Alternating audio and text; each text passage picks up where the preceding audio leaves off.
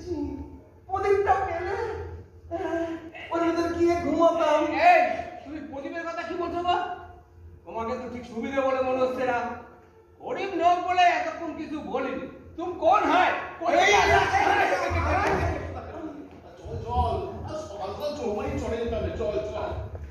বাবু, বাবু, আমি কি করবো বাবু?